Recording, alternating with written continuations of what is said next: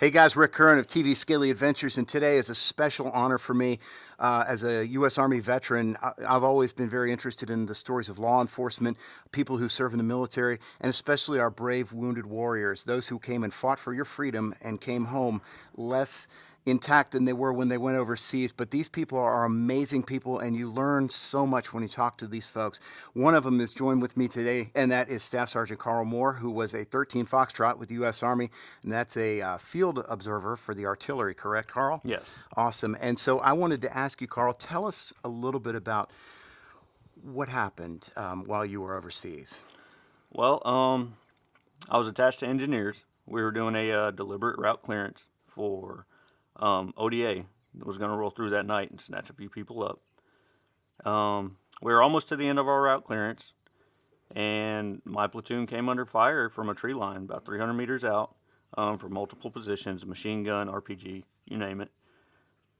I tried to get low, and all I had was a dirt road and just couldn't get low enough. I ended up taking a round to the chest. It entered on the left side of my chest and came out about the middle of my back, causing a sucking chest wound and striking my T10 vertebrae on the way out. Nothing can prepare you for that type of experience.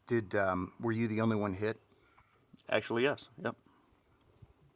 So, Carl, one of the things is now you've been injured. How long did it take you to recover? To be honest with you, I'm still recovering. Mm-hmm. The damage that was done was mostly nerve. The bullet only struck the bony prominence that comes off the back of your vertebrae. Mm-hmm. So most of the damage to my cord was actually done by just pieces of bone and swelling. So I'm an incomplete injury, and my biggest hurdle right now is spasms. Okay. I actually have movement in my legs. I can stand Wow. for a limited amount of time, but the second spasms start kicking in, I'm jumping up and down, and it's hard to control. So tough question, Carl, and I've wondered this myself because I didn't serve in Afghanistan or Iraq. But when you were injured, and when it was all over, were you angry? I mean, with your condition or?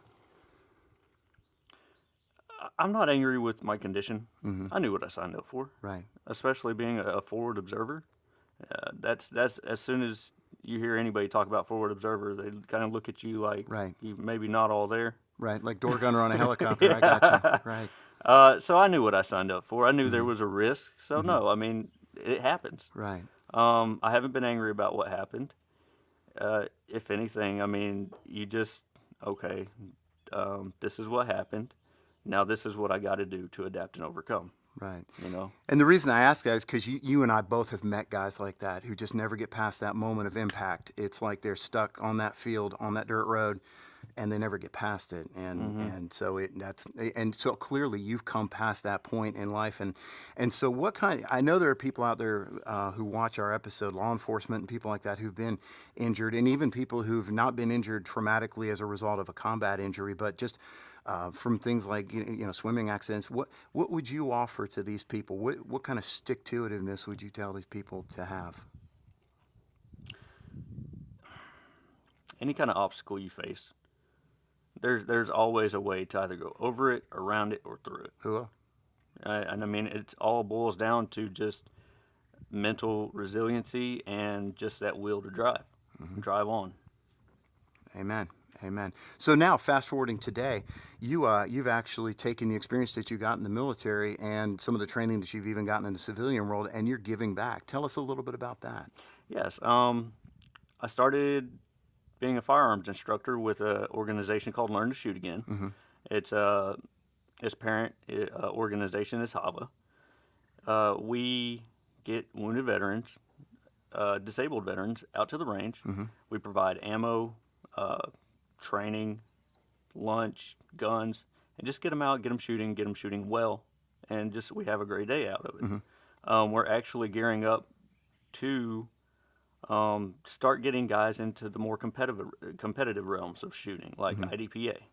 Mm-hmm. And I think Steel Challenge was mentioned 3-gun, and we're starting to work toward that. Awesome. How important do you think it is to get back to that normal sense of life? Because it would seem like it's really integral. I mean, there's the physical healing, the doctors, the physical therapy, but this seems like it's almost more mental therapy. Would you say that's fair? Absolutely, yes. Because I mean, especially for a lot of the guys, they're volunteering to come to these range days, Hmm. so they obviously either have an interest or it was a hobby for them before they were injured. Right. So it's resorting back to that. I mean, I'm sorry, it's my comfort zone. Hmm. When I'm at the range looking down the sights and just focusing on breathing, trigger squeeze, sight picture, everything else in the whole world just melts away. It's where And you were meant to my be. only thought is putting that round through the target. Awesome. Awesome. So I think for a lot of guys, it boils down to that. It does seem like it takes everything else that you're dealing with, bills and injuries and things of that nature, and kind of puts it behind, and it is you and the steel all the way. Well, Carl, we want to thank you, first of all, for your service and your sacrifice for our freedom and for our country. And second of all, we want to thank you for then taking that experience and pouring it back into others and helping them along their journey. Truly, what you do is God's work, and we really thank you for it very, very much. Carl, it's an honor to be with you today. Thanks. Scaly Adventures, we just always thank our veterans, we thank our law enforcement officers, and we thank all of you people out there who sacrifice every single day for our freedom that we so richly enjoy. So God bless America, and stay tuned to Scaly Adventures. We'll see you later at scalyadventures.com.